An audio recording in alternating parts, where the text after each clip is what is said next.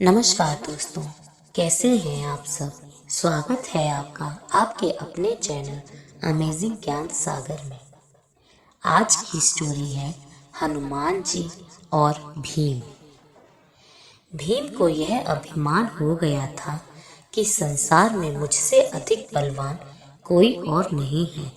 100 हाथियों का बल है उसमें, उसे कोई परास्त नहीं कर सकता। और भगवान अपने सेवक में किसी भी प्रकार का अभिमान रहने नहीं देते।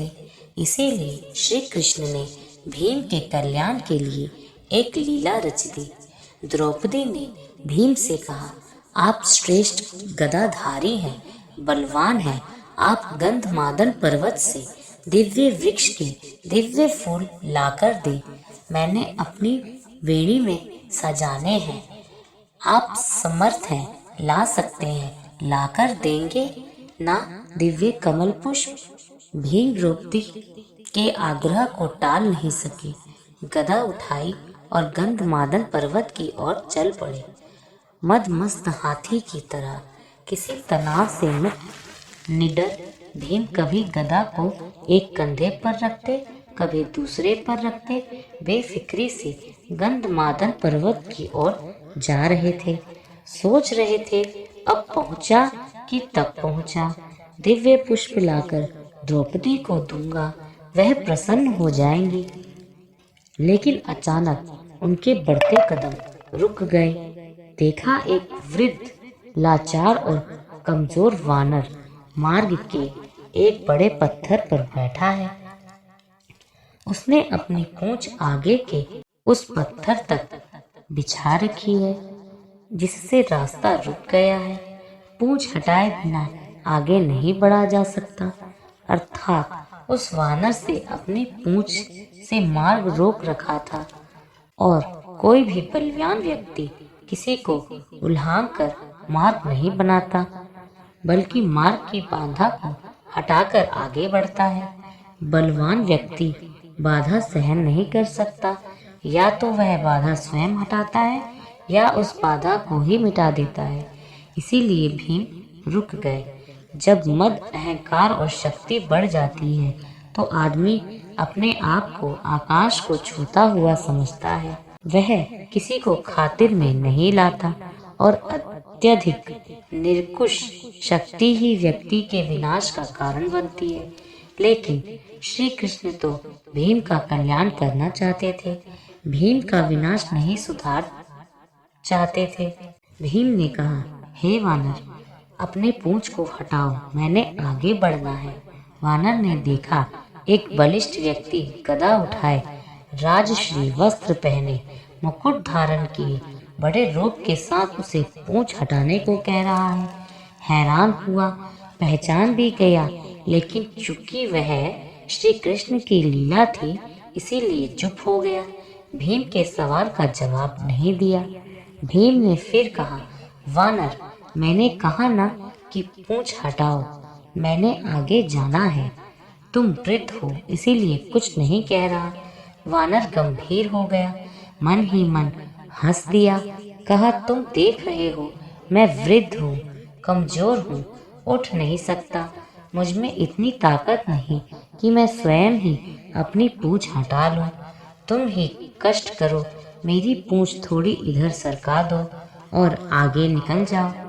भीम के तेवर कसे, गदा कंधे से हटाई, नीचे रखी। इस वानर ने मेरे बल को ललकारा है, आखिर है तो एक पूंछ ही, वह भी वृद्ध वानर की। कहा, यह मामूली सी पूंछ हटाना भी कोई मुश्किल है? यह तुमने क्या कह दिया? मैंने बहुत बलवानों को परास्त किया है, धूल चटाई है, 100 हाथियों का बल है मुझ में।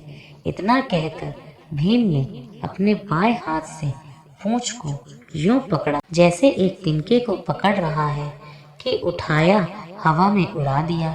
लेकिन भीम से वह पूंछ हिल भी नहीं सकी। हैरान हुआ, फिर उसने दाएं हाथ से पूंछ को हटाना चाहा, लेकिन दाएं हाथ से भी पूंछ तिल मात्र नहीं हिली। भीम ने वानर की तरफ देखा, वानर मुस्कुरा रहा था। भीम को गुस्सा आ गया। भीम ने दोनों हाथों से भरपूर जोर लगाया। एक पांव को पत्थर पर रखकर आसरा लेकर फिर जोर लगाया 2-3 बार, लेकिन हर बार भीम हताश हुआ।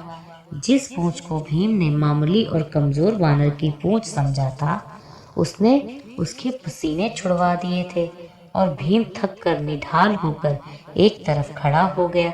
सोचने लगा, यह कोई मामूली वृद्ध वानर नहीं है, यह दिव्य व्यक्ति है और इसकी असीम शक्ति का मैं सामना नहीं कर पाऊंगा। विनम्र हो चुका हूँ, व्यक्ति ही कुछ पाता है, अकड़ उसे ले डूबती है, ताकत काफूर हो जाती है और भीम वाकई वृद्ध वानर के सामने कमजोर लगने लगा। मद और अहंकार काफूर हो गया और जब मद और अहंकार मिटता है तभी भगवान की कृपा होती है।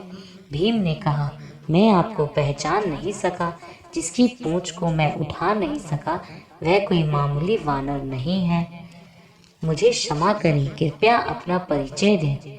वानर उठ खड़ा हुआ, आगे बढ़ा और भीम को गले लगा लिया। कहा, भीम, मैं तुम्हें पहचान गया था, तुम वायु पुत्र हो, मैं पवन पुत्र हनुमान हूँ, श्री राम का सेवक। श्री राम का सेवक होने के सिवा मेरी कोई पहचान नहीं और उन्हीं के आदेश पर मैं इस मार्ग पर लेटा हूँ ताकि तुम्हें तुम्हारी असलियत बता दूं। रिश्ते से मैं तुम्हारा बड़ा भाई हूँ और इसीलिए बड़े भाई का कर्तव्य निभाते हुए प्रभु के आशीर्वाद से तुम्हें याद दिला रहा हूँ, शक्ति का, ताकत का अभिमान न करो, क्योंकि यह ताकत और बल तुम्हारा नहीं, भगवान ने ही इसे दिया है। यह शरीर भी तो परमात्मा ने दिया है और जो चीज़ परमात्मा की है वह किसी और की कैसे हो सकती है। इसीलिए जो जिसने दिया है उसके लिए उसी का धन्यवाद करना चाहिए। परमात्मा की शक्ति के अलावा किसी की क्या शक्ति हो सकती है। भीम की आंखें खुली। त्रेता युग की श्री राम और हनुमान जी की वीर गाथाएं याद आ गई। प्रेम से, श्रद्धा से भीम की आंखें भी खुल गई और भावों के इसी प्रवाह में भीम ने हनुमान जी को समुद्र लांघने के समय पर धारण किए गए विशाल रूप का दर्शन कराने का अनुरोध किया और हनुमान जी ने श्री राम की कृपा से अपना आकार वैसा ही बढ़ाया जैसा उन्होंने 100 योजन समुद्र लांघने के समय धारण किया था। यह देख भीम हैरान रह गया। वह कभी हनुमान जी के चरणों में देखता और कभी उनके आकाश छूते मस्तक को, जिसे वह देख ही नहीं पा रहा था। हनुमान जी ने कहा, भीम, मेरे इस रूप को तुम देख नहीं पा रहे, लेकिन मैं श्री राम की कृपा से इससे भी बड़ा रूप धारण कर सकता हूँ। भीम ने हाथ जोड़कर सिर झटक दिया और हनुमान जी के चरणों में गिर पड़ा। भौतिक पद, प्रतिष्ठा और धन का अभिमान कैसा, यह तो कभी भी नष्ट हो सकते हैं। भौतिक पदार्थ भौतिक सुख ही देते हैं, लेकिन परमात्मा की कृपा तो शाश्वत होती है, जिसे कोई छीन नहीं सकता, चोर चुरा नहीं सकता। आदमी को उसी दायरे में रहना चाहिए जिसमें परमात्मा रखे। परमात्मा की इच्छा के बिना तो पत्ता भी नहीं हिल सकता। इंसान की जिंदगी का क्या भरोसा, किसी भी मोड़ पर 4 कदम की दूरी पर खत्म हो सकती है। धन्यवाद दोस्तों। कैसी लगी आपको ये स्टोरी, कमेंट्स करके ज़रूर बताइएगा।